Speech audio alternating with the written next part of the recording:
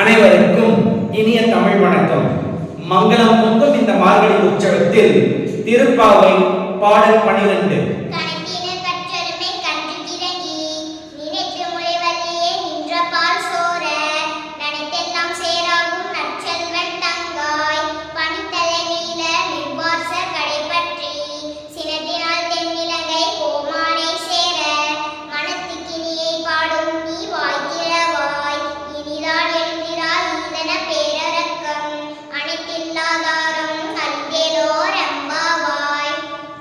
கன்றுகளின் பசியை மனதில் கொண்டு எருமை மாடுகள் தங்கள் மடியில் இருந்து பாலை சொரிந்து கொண்டே இருக்கின்றன.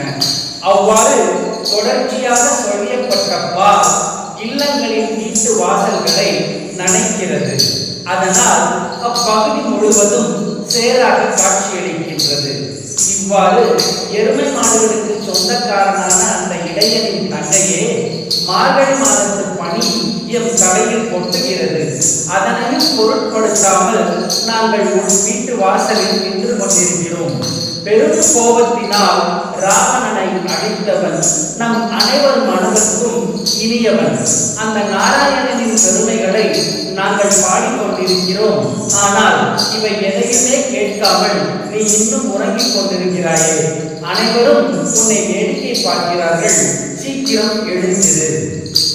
அதாவது ஆண்டாள் இறைவனையே மனமுடிக்கும் தகுதியுடைய உயர்ந்த இடத்தில் இருந்தாலும் ஒவ்வொரு வீட்டு வாசலிலும் நின்று கொண்டு மற்ற பெண்களை எழுப்புவது எதற்காக? ஆண்டாள் தன் உயர்வுக்காக அவ்வாறு செய்தாரா அல்லது மற்ற பெண்களின் உயர்வுக்காக அவ்வாறு செய்தாரா? ஆழ்ந்து யோசித்தால் மேலோர்களின் இயல்பு நன்றாக